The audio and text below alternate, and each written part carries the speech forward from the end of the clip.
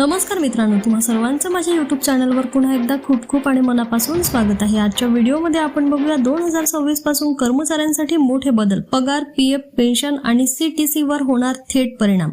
व्हिडिओला सुरुवात करण्याअगोदर तुम्हाला एक विनंती, चॅनलवर पहिल्यांदाच भेट देत असाल तर चॅनलला सबस्क्राइब करा। चला तर मग सुरू करूया आजच्या व्हिडिओला।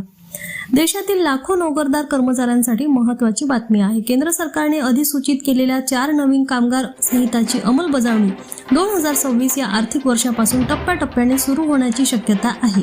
या नव्या नियमामुळे कर्मचाऱ्यांच्या पगाराची रचना, भविष्य निर्वाह निधी, पेन्शन, ग्रॅज्युइटी आणि इतर सामाजिक सुरक्षा लाभामध्ये महत्त्वाचे बदल होऊ शकतात।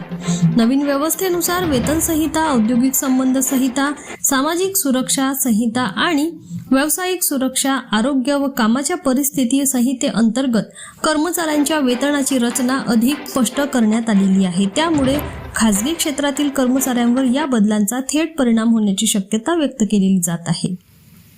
50% बेसिक वेतनाचा नियम काय आहे? नवीन नियमानुसार कर्मचाऱ्याचा मूळ पगार, बेसिक पे आणि महागाई भत्ता मिळून एकूण वेतन किंवा CTCच्या किमान 50% असणे आवश्यक आहे।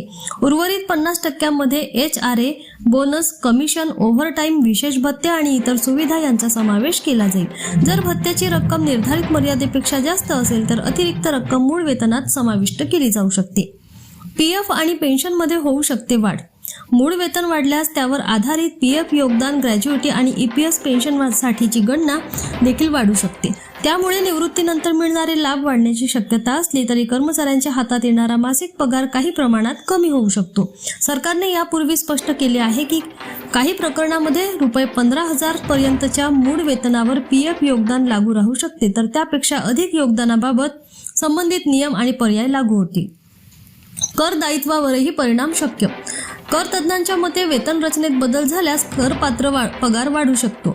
पूर्वी विविध भत्त्यांच्या स्वरूपात दिल्या जाणाऱ्या काही रकमा मूळ वेतनात समाविष्ट झाल्यास आयकराची गणना बदलू शकते। त्यामुळे काही कर्मचाऱ्यांचे कर दायित्व वाढण्याची शक्यता नाकारता येत नाही। कर्मचाऱ्यांनी काय लक्षात ठेवावे?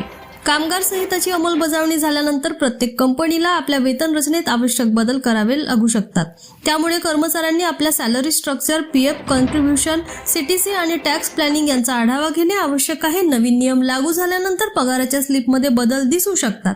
त्यामुळे अधिकृत अधिसूचना आणि कंपनीकडून दिल्या जाणाऱ्या माहितीकडे लक्ष ठेवणे महत्त्वाचे आहे। पुन्हा भेटू एका नवीन अपडेटसह। धन्यवाद।